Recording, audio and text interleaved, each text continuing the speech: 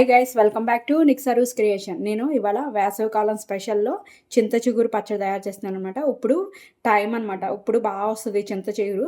అలాంటప్పుడు మనం 1 or 2 times ఇలా చేసుకుని తింటే చాలా బాగుంటుంది అనమాట. చింత చిగురుతో రోటి పచ్చడి చాలా బాగుంటుంది టేస్ట్. ఇది ఎలా తయారు చేసుకున్నది ఇప్పుడు మనం ప్రాసెస్లోకి వెళ్ళిపోదాం. ఫస్ట్ ఒక కడాయి పెట్టేసుకుని గ్యాస్ ఆన్ చేసుకోవాలి. తీసుకున్నాక ఇందులో ఒక 2 స్పూన్స్ ఆయిల్ యాడ్ చేసుకోవాలి.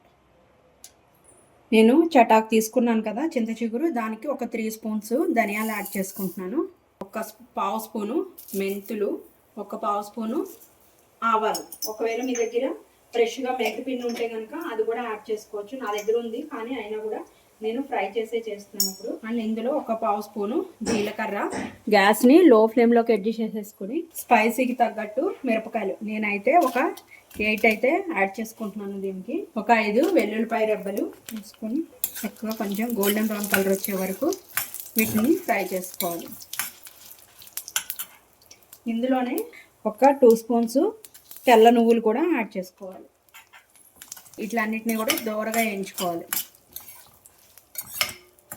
కొంచెం తాలింపులో కూడా వేస్తాను, కొంచెం ఇందులో కూడా కరివేపాకు యాడ్ చేసుకుంటున్నాను, ఒక 2 రెమ్మలు.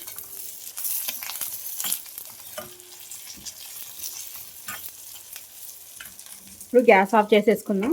ఆఫ్ చేసుకుని ఇది కొంచెం చల్లారిన తర్వాత దీన్ని ఒక మిక్సీ జార్లోకి తీసుకుందాం. వీటిని నేను మిక్సీ జార్లోకి తీసేసుకున్నాను.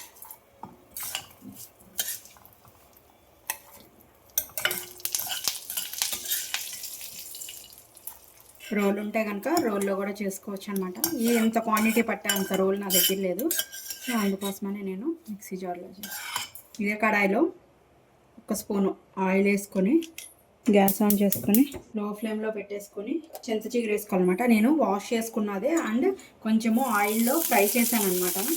అందుకనే కొంచెం కలర్ ఇలా ఉంది. అంటే నిల్వ ఉంటుందని చెప్పేసి నేను ఇలా ఈనెలు తీసేసుకున్నాను. పచ్చడికి ఈనెలు కూడా తీసుకోక్కర్లేదు, నేను మామూలుగా కొన్ని తీసుకొచ్చి ఇలా పెట్టాను అనమాట. పచ్చడి కానీ అని అనుకోలేదు, సో అందుకోసం అని చెప్పి నేను ఈనెలు అయితే తీసేసాను. నేను ఈ క్వాంటిటీకి బిగ్ సైజ్ది ఒక టొమాటో కూడా తీసుకున్నాను అనమాట.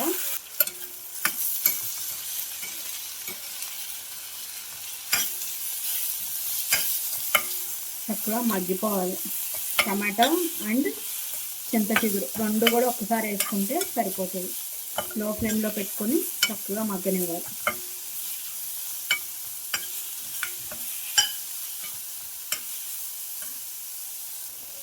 చూడండి, ఈ విధంగా మగ్గితే సరిపోతుంది అన్నమాట. ఇప్పుడు గ్యాస్ ఆఫ్ చేసేసుకున్నాం. చల్లారిన తర్వాత అన్నిటినీ కలిపి మిక్సీ చేసుకున్నాం. ఇవి చల్లారిపోయినాయి అన్నమాట. ఇప్పుడు నేను ఇందులో పల్లీలు ఒక 3 స్పూన్స్ పల్లీలు అయితే యాడ్ చేసుకుంటున్నాను అనమాట. ఇన్ కేస్ మీ దగ్గర కనుక ఫ్రై చేసిన పల్లీలు లేకపోతే కనుక ధనియాల కన్నా ముందు పల్లీలు వేసి ఆ తర్వాత ధనియాలు జీలకర్ర అన్నీ వేసుకొని ఫ్రై చేసుకోవాలన్నమాట. నా దగ్గర ఆల్రెడీ ఫ్రైడ్ పల్లీలు ఉన్నాయని చెప్పి నేను ముందు ఫ్రై చేసుకోలేదన్నమాట. దీనిలో నేను ఈ క్వాంటిటీకి 1.5 స్పూన్ సాల్ట్ అయితే వేస్తున్నాను. తర్వాత టేస్ట్ చూసుకుని అడ్జస్ట్ చేసుకోవచ్చు అని చెప్పి. ఇప్పుడు దీన్ని మెత్తగా పౌడర్ లాగా అయితే చేసేసుకోవాలి. ఫస్ట్ చూడండి, ఈ విధంగా పౌడర్ అయిపోయింది కదా. ఇప్పుడు మనం ఫ్రై చేసుకున్న చింత చిగురు అండ్ టమాటో కూడా ఇందులో యాడ్ చేసుకోవాలి. ఇప్పుడు మళ్ళీ మూత పెట్టేసుకొని పేస్ట్ లాగా అయితే చేసుకోవాలి. బాగా మెత్తగా పేస్ట్ లాగా అయితే చేసుకోకూడదు అనమాట, కొంచెం కచ్చాపచ్చిగా ఉంటే బాగుంటుంది. చూడండి, ఈ విధంగా చేసుకుంటే చాలు. ఇప్పుడు దీన్ని పోపు వేసుకోవాలి. పోపు వేసుకుందాం. లో ఫ్లేమ్లో పెట్టేసుకొని ఒక 2 స్పూన్స్ ఆయిల్ యాడ్ చేస్తున్నాను. కొంచెం ఆయిల్ హీట్ ఎక్కిన తర్వాత ఒక స్పూను మినపప్పు యాడ్ చేసుకుంటున్నాం. ఎప్పుడైనా పచ్చళ్ళలో కంపల్సరీ కటకట్లాడుతా చక్క పోపులు ఉంటేనే అది టేస్ట్ బాగుంటుంది అనమాట. ఒక పావు స్పూను జీలకర్ర, ఒక పావు స్పూను ఆవాలు. పోపులన్నీ చక్కగా వేగినాయి. చూడండి, పోపులు వేగిపోయినాయి అనమాట. ఇప్పుడు నేను గ్యాస్ ఆఫ్ చేసేసుకుంటున్నాను. ఆఫ్ చేసుకుని ఇందులో ఒక 2 రెమ్మలు కరివేపాకు, కొంచెం ఇంగువ, మనం మిక్సీ చేసుకున్న పేస్ట్ ఉంది కదా అది కూడా ఇందులో యాడ్ చేసుకోవాలి.